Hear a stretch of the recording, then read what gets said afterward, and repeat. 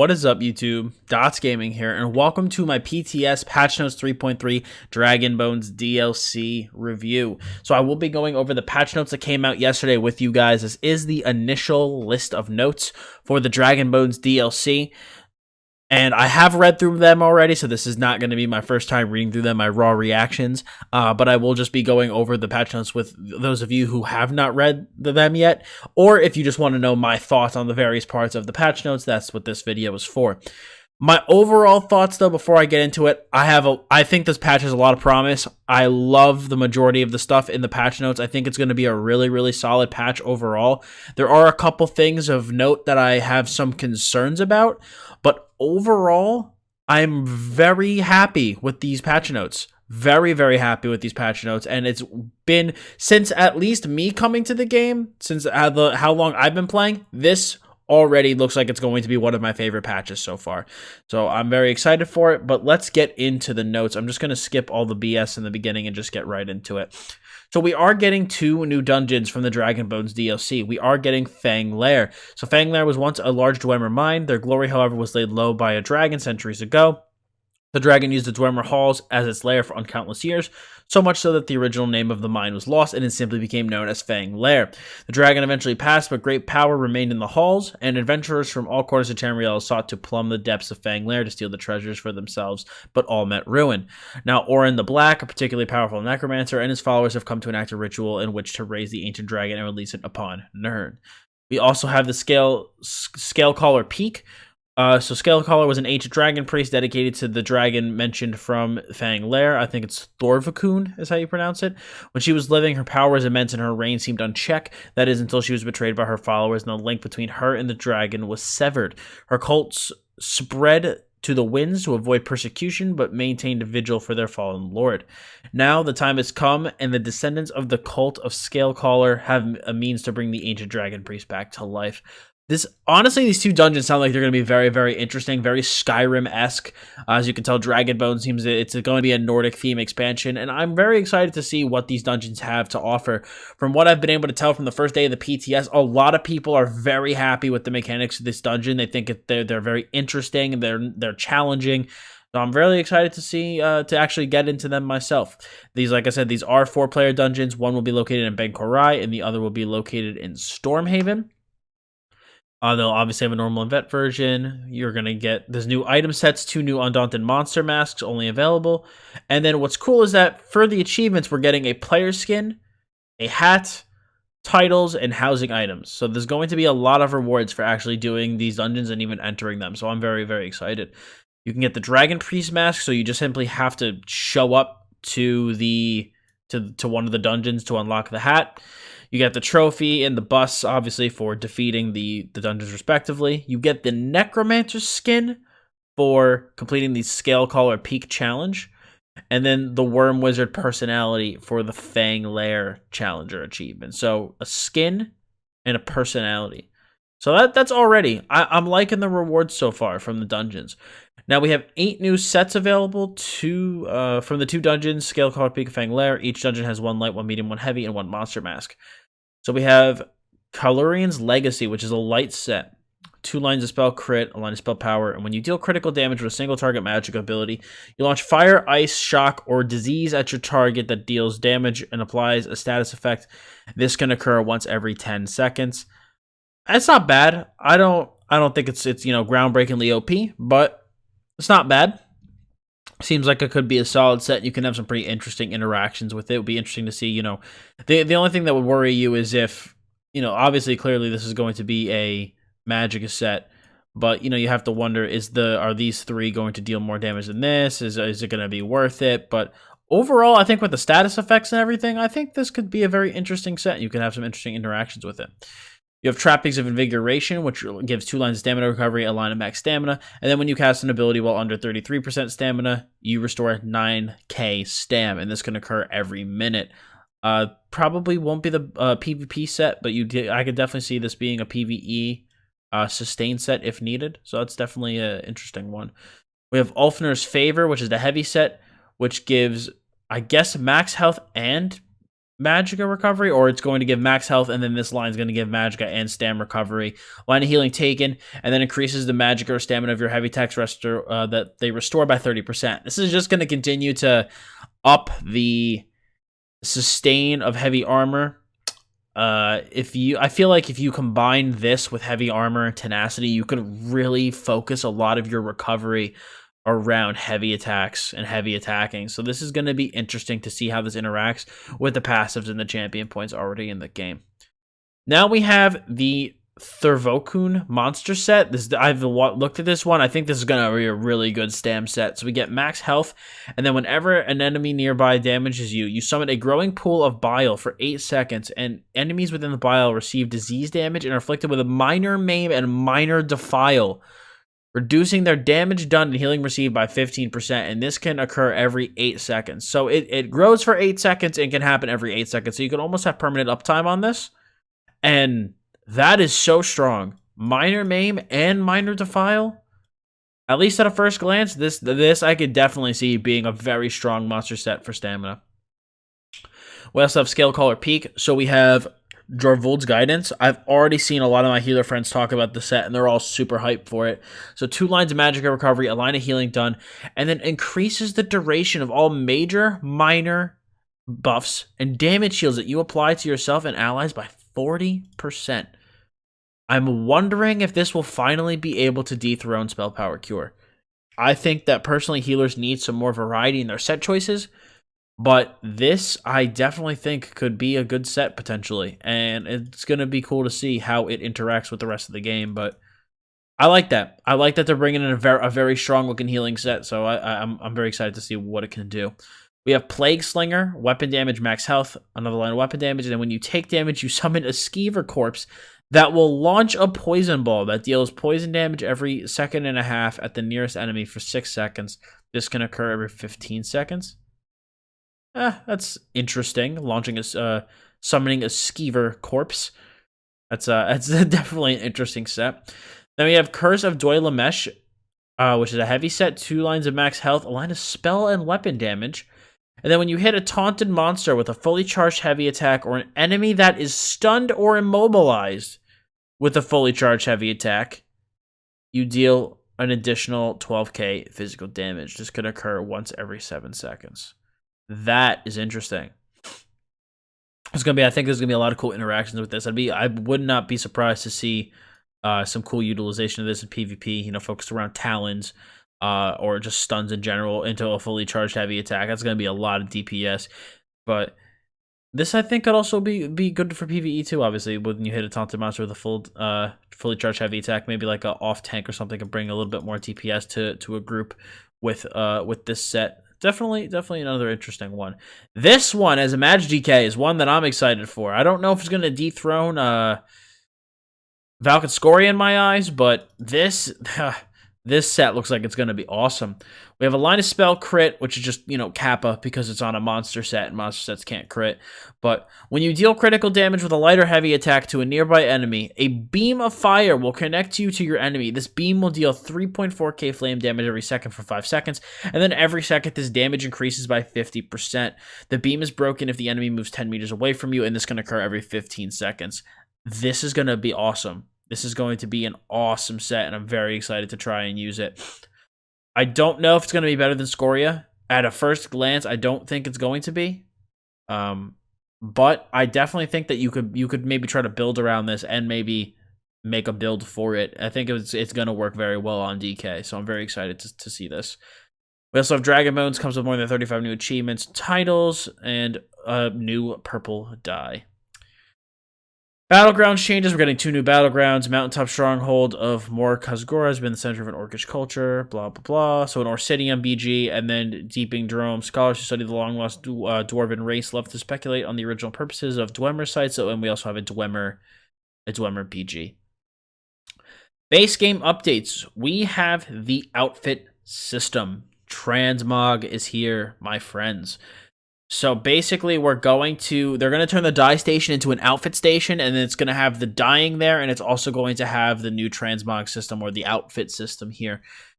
So in addition to dyeing your equipped armor and hats as you did before, these update stations now also allow you to create and customize the style and dye choices of each slot of your outfits in exchange for gold.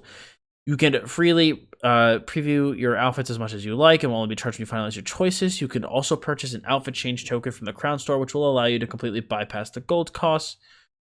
And yeah.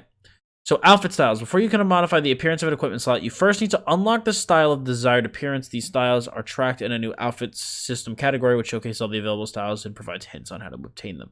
And to get styles, it's bringing use to motifs. I definitely see the price of motifs going up now that everybody besides crafters can use them. So your motifs will basically determine if you can change, what you can change the gear sets to look like. So it not only will allow you to craft in that style, but use it in the outfit system. And the best part is it's account-wide, which is pretty chill. Now, these style collectibles are retroactively unlocked for all the styles you already know. So if you know the motifs, you're gonna be able to already use them in the outfit system. And then the Soul Striven in Cold Harbor quest rewards a set of prisoners' clothing styles, and you can expect additional unique gear and weapon appearances to become available in the future as well. Now, obviously each piece of gear can be customized in the outfit system individually. Any weight can be used, so if you're wearing light armor, you can still make it look like heavy armor. But even if you change it, if you have your outfit active, it's, even if you change your armor, it's not going to do anything. You can also set an outfit to hide your currently equipped helm with the hide helm outfit style, which is always available. I don't get this, because obviously, it's like you're incorporating the outfit system. Obviously, I can hide my helmet unless I'm missing something. So maybe they're taking the hide helmet option out and incorporating it into the outfit system. Maybe that'd be interesting. I guess they're gonna make hiding your helmet now cost gold, but I'm not entirely sure on that line. Each outfit selection can also be recolored, of course. You could dye it. In addition to armor, weapons can now be changed with the outfit system. Feels good, man. So they're divided into one-handed weapons, shields, two-handed weapons, bows, and staves. So you can't make your two-hander look like a bow, obviously, but you can make an axe look like a sword and, vice versa. And obviously you can customize your weapons individually. Please note that costumes, polymorphs, hats, and disguises will always override any armor styles in your applied outfit. And additionally, weapon slots and outfits can be dyed as desired. Feels good, man. Material dyes. In addition to the existing dyes, we've also added a new category of material or mixed dyes. These dyes correspond to color of gear crafted from each of the 10 ranks of durable materials. That's interesting. I didn't read that before. Huh. Very cool. For example, deconstructing an iron axe will unlock a rank 1 materials dye, which dyes the colors found in iron, rawhide, jute, and maple equipment. Oh, that's awesome. So you're going to probably get the rubidite red at max value. Oh, that's really cool. To recreate any look you may have found appealing while leveling up to the various tiers of equipment. I like that. That's cool. You can, everyone's going to get the free customizable outfit. Obviously, you're going to get more outfits at the Crown Store. Once an outfit is set, you can switch between outfits at no cost via the character UI screen. There's going to be a new equipment styles category of the collection system, and there's also going to be an outfit station interface, so you can change your outfit in any of those places. But obviously, to get to have more outfit slots, you're going to need to buy them with crowns. And then the converting to Imperial and converting to Morag Tong are now gone. So that's just going to be part of the outfit system. So if you have those, don't worry. They're not, you're going to get access to those motifs. And what's cool is outfits can also be named as you see fit to keep track of your growing wardrobe. Like you said, all this stuff is going to be applied to outfits. The dye stations found in homes are going to be visually unchanged, but will all be upgraded to the outfit station. And then a new furnishing with the visual effect of the new outfit station will now be available. So they're not going to change the current dye stations to look like outfit stations, but all ones moving forward will look like them, I guess. We're pleased to introduce a new form of collectible storage furnishings. Yes, thank God. Clear up my bank, please. These account-wide items will allow you to store 30 or 60 items per collectible, depending on your size. You can acquire 4 30-slot coffers and 4 60-slot chests for a total combined up to 360 storage slots. Or for coffers will share the same visual appearance, but each has a unique name and can be nicknamed for easy organization. That is awesome. Chests work the same way with their own shared appearance. To use a storage furnishing, first travel to your home and navigate to the storage section of the services category, blah, blah, blah. Once you place each storage furnishing, you can use it at any time to deposit and withdraw. Each has its own storage, which is separated from all the other ones. Now, if you store shit in this, like ingredients or whatnot, They're not going to appear at crafting station windows or gear or anything. They're not going to appear at crafting station windows. Only the stuff in your bank at craft bag will. Now, since these are in your collectibles, you can place them in as many homes as you like with the same items in them. So, like, if you go to your little apartment and have one, the same items in that box in your little apartment will be the one in your big manor. So it's not like you can try to cheat it and put different boxes in different houses, you know? Like, you can't put the same box in 5 different houses and act like it's 5 different boxes. It's the same box across all houses, which is also pretty cool. Now, you can purchase coffers from the Mastercraft Mediator, the Crown Store, or from Telvar merchants. I always like seeing stuff being with Telvar. You can also earn a storage coffer from the Level Up Advisor upon reaching level 18 if you've not already purchased it. Now, the new homes. I'm super hyped for one of these. So they're having a Cold Harbor home that's going to be blank. They're not going to sell a furnished version so that you can kind of do it to your own delight. The Princely Dawnlight Palace. Prince Hubalajad, in one of his wilder flights of extravagance, had a second palace built solely to better catch the light in the morning sun. So you can feel like a monarch in that house. And then this is the one that I'm hyped about. The erstwhile Sanctuary. Built in the foundations of Kvatch itself, this ancient complex was abandoned by the Dark Brotherhood after a subterranean collapse tumbled one wall of the speaker's bedchamber into a massive natural cavern. I am going to be so hype if this house is cool, and I'm going to buy the crap out of it. Master Writ updates. So the guy who sells the furnishings and recipes for Writ vouchers has changed some of his offerings. So he's retired some of the old ones and is bringing in some new stuff. He's got a new assistant, the Achievement Mediator. This new merchant sells plans and furnishings for Writ vouchers to characters that have attained certain achievements. That's pretty cool. In previewing furnishing, you can now toggle through each of the different states of that furnishing. Add a new furnishings to the Undaunted Quartermaster that can be purchased for gold after completing certain Dragon Mode's achievements. Oh, I like that. That's cool. The Luxury Furnisher is bringing back some of his previous offerings. Each week, you can expect to see at least one offering that you've never seen before, complementing the offerings from a prior week. We also have the new Level Up Advisor, which will give new players little rewards as they're leveling up through their adventures, which I think is very cool.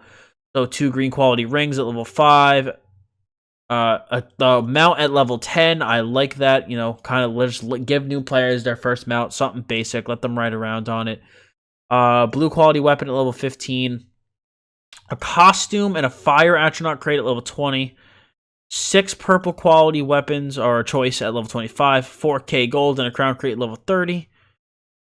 Choice of improvement materials for crafting at level 35. 6k gold at level 40. The soul shriven motif and an outfit token.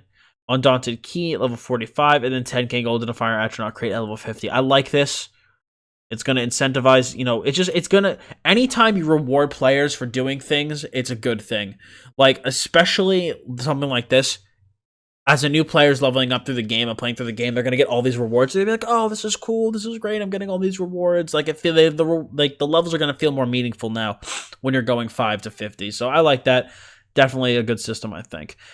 Now, this I'm very meh on. I think it has potential. I've talked to some people who've used it in the PTS. They're relatively unimpressed by it. The new system makes recommendations on how to spend skill points based on a build you select. You can use this system to mold your character as you're leveling up or help respecialize your build after reaching max level. So basically, they're going to try to recommend skills and passives and morphs to take while you're leveling. This system has a lot of potential. It has a lot of potential, but they need to make sure they implement it correctly. I've heard that, you know, sometimes they don't even recommend morphs for abilities, and sometimes they recommend weird things. Granted, the system it just got released on the PTS, so obviously there's going to be changes and improvements to it. But what I think would be cool is if you have a version for stamina. Like, let's say you have, like, you know, for each class, you have like a stamina DPS, magic DPS, healer, or tank. And it will recommend stuff based on that selection. So I think if they do something like that, that could be really cool and give the system a lot of potential. So you could really help bring players into like a basic PvE build for the end of the game. I think that the system has a lot of potential. It just needs to probably be fleshed out a little bit more. Obviously, CP was increased again. Feels so bad. The closer I get, the further I get. For a total of 720 points. Champion point experience curve has been automatically adjusted with the new cap, so earlier champion points require less experience. They're removing the 32-bit client, so if you use it, get prepped. You need to use the 64-bit. This is just known issues, stuff with the outfit system, stuff with storage furnishings. This is more for the PTS. Available templates, it's all about the PTS. Fixes and improvements. Fix a number of animation memory issues causing some NPCs to blink in and out of existence. Factotum bars no longer run away. Rubble piles and switches found through Clockwork City now make noises appropriately. There's a stamp that no longer impacts targets. Fix a number of voiceover text mismatches. This NPC won't appear in two places. The precursor has learned his lefts and rights. Installing his right leg no longer causes his left leg to appear and vice versa. I guess it's for a quest. This is a Clockwork City improvements, excuse me. Brass Fortress dailies will now offer you the Alchemy daily again when it comes up in the rotation. Deepening Shadows. There's just a whole bunch of bug fixes, basically, for Clockwork City. In terms of Dark Brotherhood, the fixed a visible seam appearing on the top of the Skull of Bazatun's staff. And then they fixed an issue where some non-humanoid or monster difficulties could be killed using the Blade of Woe. That'd be funny. Boss difficulty monster just Blade of Woe-ing the shit out of them. Fix an issue where you will not occasionally receive loot after defeating Earthgore and Bloodroot Forge. In IC, the chance of obtaining a Zivkin motif from the Danger Cache in Pure City is now dependent on your Telvar multiplier. The more stones you carry, the more likely you are to obtain the motif. If you have a full 4 times Telvar multiplier, you are guaranteed to receive a chapter. Adjusted tooltips on key fragments. I wish we'd see more improvements to IC.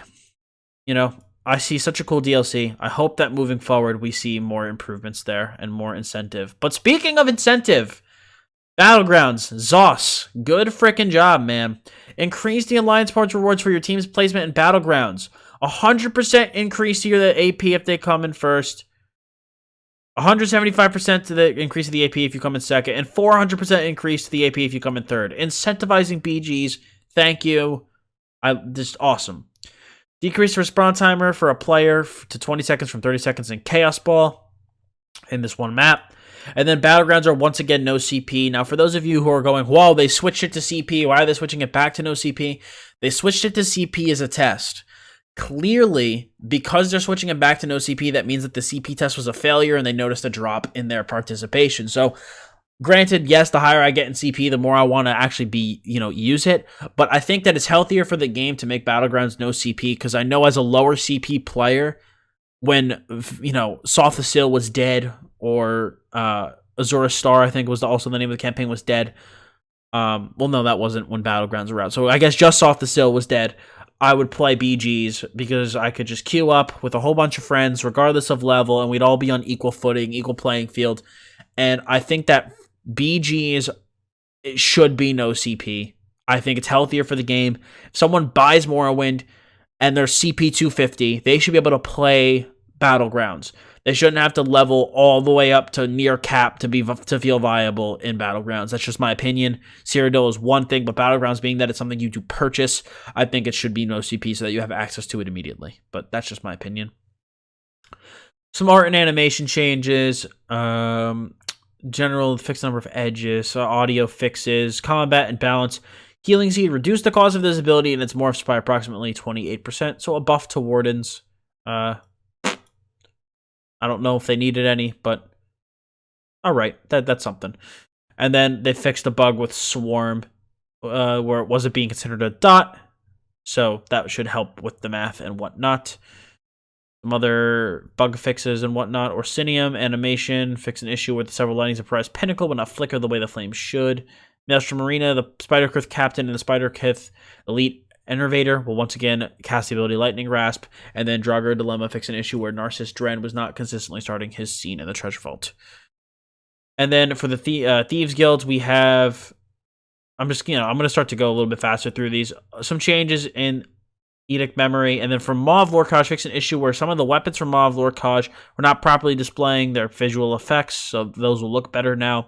Some quests were fixed. Now, combat and gameplay. The big part of this, and we're already 24 minutes in, but this is the big part. AoE caps were removed. Feels good, man. I freaked out when I read this. I flipped out when I read this. So when I Dragon Leap a group of 200 Zerged players it won't hit 7. Like, it'll hit all of them. It'll hit everybody. Snares, stuns, damage are still, or snares and stuns are still capped at 6 targets, but the damage, all of the players in a ball group will feel the damage, and I think this is good. This is a good change. Healthy for Cyrodiil, healthy for the game, and I'm very excited for it. We also have some changes to cast times and interrupts. So they rebalanced and updated all cast time and channeled abilities, as well as with the rule set for interrupting those. We reduced the movement speed penalty while casting or channeling by 20% from 50%. So abilities like uppercut, puncturing sweeps are still the exception to this rule, and you can still move at full speed, obviously. When an ability is interrupted, it is now put on a 3-second cooldown when it cannot be used. Uppercut, puncturing sweeps, and ultimate abilities and heavy attacks are exceptions to this rule and cannot be interrupted. I think this is a good change. I know a lot of people were like, oh, this sucks. This is a shitty change. Incentive to interrupt. This is, in my opinion, if you get interrupted, there's going to be a penalty for it. You know, I wish we could see an effect like this on purging, where there's going to be a penalty for purging. You can't just repeatedly purge someone without having some sort of negative cost besides just your magicka cost, whether it be the next time the dots are applied, they deal more damage, or you take a burst of damage, something. But I like this. Incentivizing good play. If you interrupt someone successfully, that ability won't be able to be used for another 3 seconds. I know some people don't like it. I think it can be potentially a good change and will encourage more involved gameplay. And then you will be staggered. You will be staggered, stunned, and set off balance as well, so you'll probably have to CC break that. And when the stun ends, you do gain crowd control immunity. Crowd control immunity now grants immunity as well to all interrupt effects. So after a cast or channel abilities interrupts, you'll be immune to any future interrupts until the immunity wears off. So that's good. And it only applies to players. Now this I'm very happy about. I've wanted this for a long time, and I've always wondered why it wasn't here. But you will now see a red interruptible telegraph on enemy players if they are casting or channeling an interruptible ability and are not crowd control immune. I have wanted something like this for a while, and I'm glad they're finally putting it in. Updates to synergies. So synergies are now off the GCD, which I think is cool. They have shared a 1-second global cooldown with other synergies. Increase the cooldown for each individual synergy by 30 seconds up to 20. They now display a unique prominent visual effect if a synergy is available, can be used by your character, but will be hidden if it's on cooldown for your character. They updated the tooltips. Will now grant a prompt to the 3 closest allies to the center of the synergy, up from only 1 ally. If 1 ally uses the synergy, the prompt will be removed from the 2 other allies. I like this. I like all these changes to synergies. I feel like they're going to be much more intuitive to use. Fix an issue where the numerous synergies were granted the synergy prompt to the furthest ally instead of the closest, and we're granting the synergy prompt to pets and NPCs instead of players. Yeah, I don't think the NPC is going to be able to click that. Oh, but Purify, Hidden Refresh, Blood Funnel, and Blood Feast synergies are accepted in this rule. The prompt is given to all allies in the area. So, those are exceptions to this one rule up here. Fix an issue where you could have multiple synergy prompts on you at a time, causing the prompt to fluctuate back and forth between competing synergies. Fix an issue where Supernova, Gravity Crush, and Hidden Refresh synergies had magicka costs. And some synergies were received fine-tuning. So Blood Altar increased the radius of minor lifesteal debuff. And applied by this ability needs Morph by 28 meters, up from 8 meters. That's cool. Make this a little bit more better to use. Blood Funnel and Blood Feast increase the radius by prompt up to 28 meters. Bone Wall and Spinal Surge. The prompt will now be available up to 6 seconds. Granted damage shield for 100% of your max health for 6 seconds instead of 60%. I'm glad that they're buffing a lot of these non-used very much abilities. I think it's going to be very healthy for the game. Combustion, Healing Combustion, fix an issue where the synergy would not explode the closer orb to you. This pissed me off so much. I'm glad they're fixing it. Also grants Major Expedition 8 seconds after teleporting. Rename to Icy Escape. Very interesting. Hidden Refresh. The prompt is now visible to all allies under 70% health, up from 50, and increase the movement speed bonus. And the movement speed bonus and the heal over time are now separate components from the invisibility bonus, and will remain on your character for 4 seconds, regardless if the invisibility is broken or not. We have the Dark Talons morph change. Now only damages enemies held within the Talons instead of all enemies around you, increasing the damage done by 25%, and we would change it to Ignite. I'm liking this. They're making synergies a lot better. Radiate. The prompt is now only available to allies positioned further than 18 meters away from the taunted enemy. Spawn Broodings, Black Widow, and Arachnophobia. The prompt is now only visible to allies positioned further than 18 meters away from the webbed enemy. Summons from Atronach. The Atronach summoned by this ability and its morphs will now inherit your damage bonuses, such as Major and Minor Berserk or the Elemental Expert Champion passive.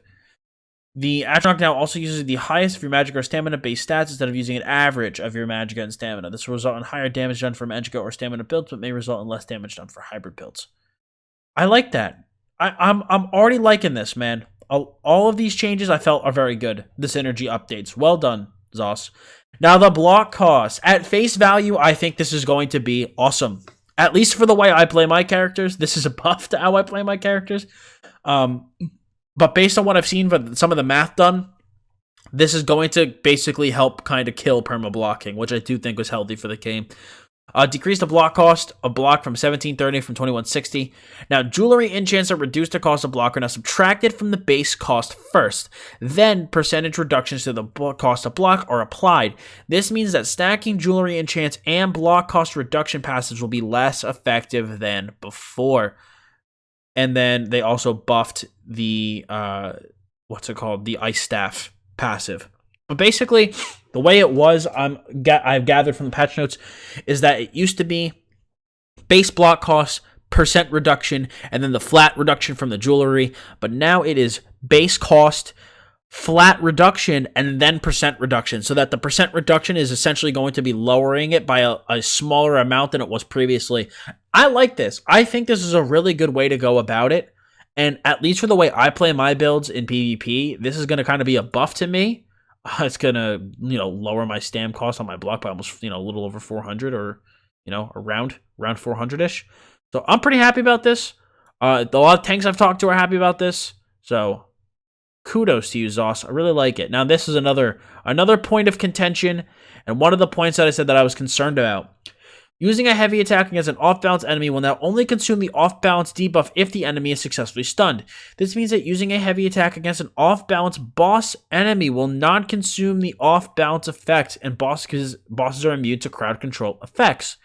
What this means is that Power Lash for DKs is not going to continually consume off-balance, because this also applies to Power Lash, because you can continually Power Lash an enemy until off-balance expires or is consumed by a stun, whether it is from Power Lash or from a heavy attack. This is so healthy for DKs.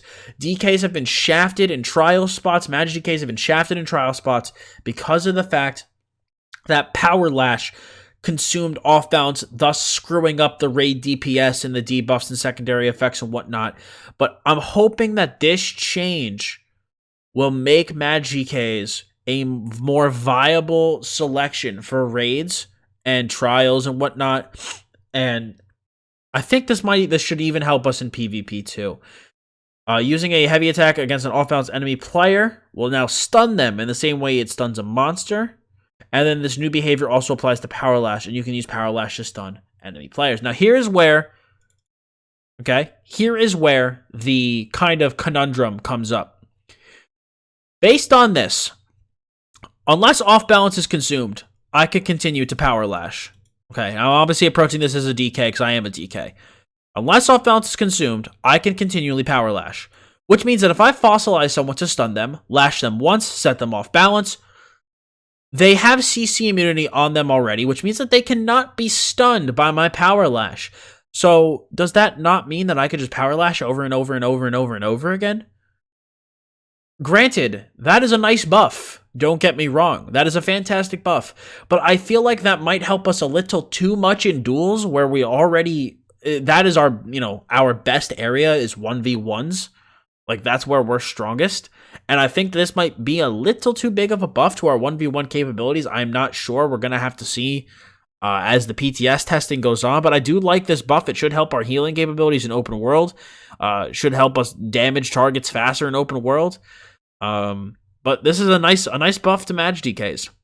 I did see some people go, oh, Mag DK's got no buffs. This right here, this is a buff to Mag DKs. And this is a pretty big buff at that. I won't be surprised if this doesn't stay, but we shall see. I don't predict this staying though, because I think it makes our 1v1 capabilities far too good. It makes them far too good. So I realistically don't see this change staying, and I do see it being changed in some way, but I hope that they don't completely neuter it and instead will do something reasonable. Now, using a fully charged heavy attack against an off-balance enemy will now restore double the amount of resources. Boss enemies can now only be set off-balance at once every 15 to 20 seconds. After the first off-balance debuff ends on the boss enemy, they'll be immune to subsequent off-balance debuffs until this immunity duration is over. The off-balance visual effect is now larger and more prominent if the enemy has a larger model size, and your ground-based area of effect abilities will now persist after you leave combat rather than being removed immediately. So this, I've heard very mixed reactions about all of this off-balance changes. I've heard people say that this is fantastic, and I've heard people say this is awful. From my perspective, I think this is very good. I like it. We needed to change how off-balance worked because Magic GKs were not getting a spot in Trials. And I think this might be the way. This is a good way, a good step in the right direction. But more testing will tell if that belief about these changes is correct. Now, they did nerf gap closes across the board in this patch. So, Teleport Strike, the damage dealt is nerfed by 13%. They nerfed Focus Charge, Adric Spear, nerfed it by 18%. Puncturing Sweeps, refactor the damage done by this ability as more so it works more intuitively with damage taken bonuses by the enemy. This will result in increased damage on targets with minor vulnerability, so they changed how Puncturing Strike deals its damage. They reduced the damage on Critical Charge and its morphs, and Shield Charge, and Pounce for Werewolf. They reduced the chasm of this ability in Inevitable Detonation morph by 1.5 seconds and 1.8 seconds for Magic and Detonation. Combat fixes and improvements. So fix an issue where the stun animation from a sneak attack was showing on the enemy before your weapon and an attack visually hit them. Veiled Strike fix an issue where this ability and its morphs would still stun an enemy and set them off balance even if they could detect you with detect pots. Backlash fix an issue where multiple Templars using this ability and its morphs against the same target would not deal the full amount of damage. And then Radiant Oppression fix an issue where the execute bonus damage and Magicka bonus damage from this morph were not multiplicative. This fix will result in higher damage done with this morph, so feels good for Templars. They also fixed an issue where the Unstoppable ability, the duration of the skill was a lower amount than intended. Fix an issue where the buff from this ability, Rapid Maneuvers, and its morphs will be removed if you use Shadow Cloak in your monsters or NPCs. And then they fixed an issue with Red Diamond. So my only issue with this is no Stamina Warden changes. I'm sorry. I think Stamina Wardens need to be looked at from a PvP perspective. And I know PvE players are probably like, Dots, please don't nerf Stamina Wardens in PvE because of PvP. What I think simply needs to be done for Stamdens, granted, I am not a Stamina Warden expert. Don't play a Stamina Warden. I can just go based off my experiences fighting a Stamina Warden. I think it would be good to make one of their abilities dodgeable. So much of their crap is undodgeable, unblockable. You take it right in the butt. So I think that starting there, making some of their abilities dodgeable would be an amazing start. Would not really affect PvE all too much. So I think that's a good start. And then I think affecting lowering their healing capability is a very key thing. It's not fair to have that kind of burst and that kind of healing capability at the same time. There needs to be a give and take, a bit of a balance there. So I think if you're going to keep the Stamina Ward and burst damage the way it is, which it sounds like, I think the damage should stay roughly where it is from a PvE perspective. I think lowering the healing is a great start. So I think if you make some of the abilities from the Stamina Warden dodgeable as well as lower their healing capability, I think that it would bring the class a bit closer to a balanced state. I don't like doing hard nerfs to classes because that's how you get classes that go from being really OP to being dog crap. So I think starting there would be a very reasonable changes to bring the class more in line. I am sad to see not a lot of changes to PvP. I mean, we get a buff on the Alien Wells, and Imperial NPCs in Cyrodiil now have a chance to drop repair kits. That's really not a whole lot. Hopefully, we see some performance improvements here in Cyrodiil very soon. Fix an issue that would cause the larger player characters to not appear in high resolution. This is just a bunch of art and animation fixes overall. In terms of combat and gameplay, fix several issues where monster abilities could cause game objects to be moved outside of valid locations. The Daedroth monster ability was changed. Some of their abilities were changed. Nightblade, the teleport strike is now appear correctly and can now be casted while silenced. So for Alchemy, we fixed an issue resulting with some long duration poisons having no difference between their 2 Radiant and 3 Radiant durations. Fixed an issue with the 2 different diagrams for this. With the new release output system, we've adjusted the drop rates for some of the crafting motifs, so they've changed up some drop rates for crafting motifs. The glass motif can now be purchased, so you don't need to continually get the fragments from the crafting Writ rewards. Transmutation rewards from the Worthy Mail is now only guaranteed 1 transmutation geode per account per day, so stock up on these before they change it. Kind of sucks that we're losing that, but yeah. Make sure you get as much transmutation stones as you can, because it used to be per character, but now it's going to be per day. And then we have some stuff with the crown swords and the crown crates. It's not really a whole lot here. The rest of this is just kind of minor stuff, just some issue fixes, some quests and zone fixes, some UI fixes. Not, you know, just a bunch of issue fixes, but that's pretty much it for the patch notes, guys. I'm very happy with these patch notes. I'm very excited to see them. I think that as long as we moving forward, take a look at that off balance change with the power lash and maybe see some changes to stamina wardens, I think moving forward we have a very, very good patch overall. So it'll be interesting to see what comes in the next iterations with the class balancing and whatnot, but we shall see. What do you guys think of the patch notes? How do you guys feel about them? What are you excited for? What are you dreading, if anything? Hopefully it's more excitement than dread. Leave a comment below. Let me know what you guys think. I'll be responding to your comments and starting a dialogue down in the comments. If you liked this patch notes reading, I know it was on the longer side. I really wanted to go through the patch notes in depth for you guys so you knew everything that was coming. Please leave a like on the video. This was my first patch notes reading, so hopefully it was pretty decent. If you like this video and if you like all the content I have here on the Dots Gaming YouTube channel, I'd appreciate it if you hit that sub button, as well as hit the little bell to keep notifications on for future content here on the channel. So thank you guys so much for watching. I'm Dots Gaming, and I'll see you all in the next one.